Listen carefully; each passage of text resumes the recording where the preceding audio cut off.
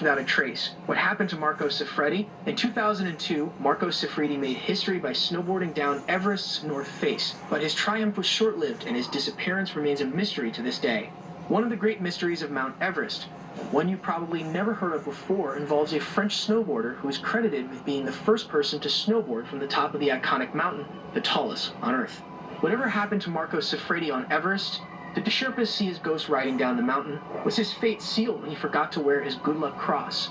In 2001, the Frenchman Marco Siffredi, at the age of 22, entered the history of mountaineering. Marco Siffredi was the first man to descend from Everest on a snowboard. Next year, Marco Siffredi tried to repeat his impressive achievement on a more difficult route, but he was missing.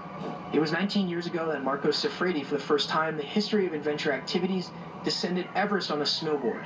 Marco Siffredi was born on May 22, 1979 in Chamonix, which is located at the foot of Mont Blanc. His father was a mountain guide, and Marco Siffredi lost his older brother during an avalanche. Marco Siffredi started mountaineering when he was a child. At the age of 16, got on a snowboard for the first time, and 1 year later, Marco Siffredi made his first extreme descent. He descended the northern slope of the Étoile du Midi mountain, the angle of which reaches 55 degrees. Marco Siffredi, with his friend Philip Fort, became the first snowboarder to descend from another Étoile du Chardonnay mountain.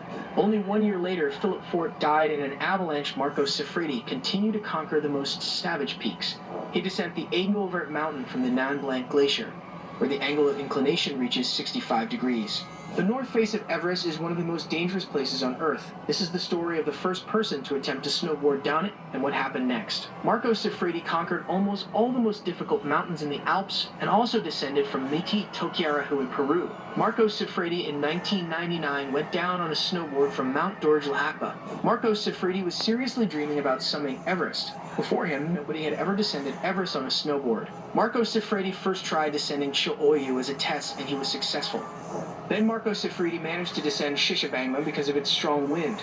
In the spring of 2001, Marco Siffredi climbed Everest. Marco Siffredi decided to descend the Hornbein Corridor, but because of too little snow, he had to take a fallback and go down the sidelines of Norton. At the very beginning of the descent, Marco Siffredi was in serious trouble. Because of too cold weather, fasteners broke on his board. He was lucky, and his Sherpa managed to fix everything. Marco Siffredi went down 1850 meters down a steep slope of 45 degrees.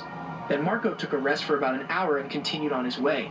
Overall, it took 4 hours for Marco Siffredi to get from the top of Everest to base camp. There were some rumors that Marco Siffredi might not be the first person to go down Everest on a snowboard.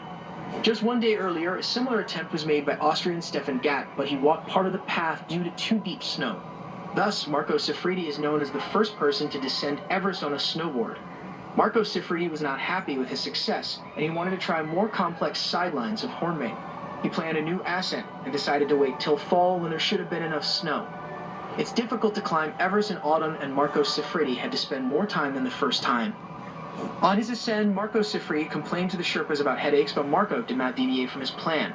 On September 2002, Marco Siffredi reached the top of Everest.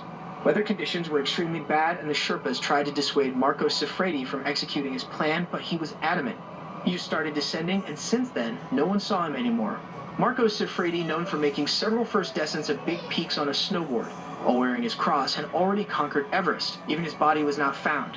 He was never seen again. It's not enough to be skilled and brave. Never challenge nature and never underestimate it. Never trust your physical abilities if you are in nature. That's all for today. Let us know what you think.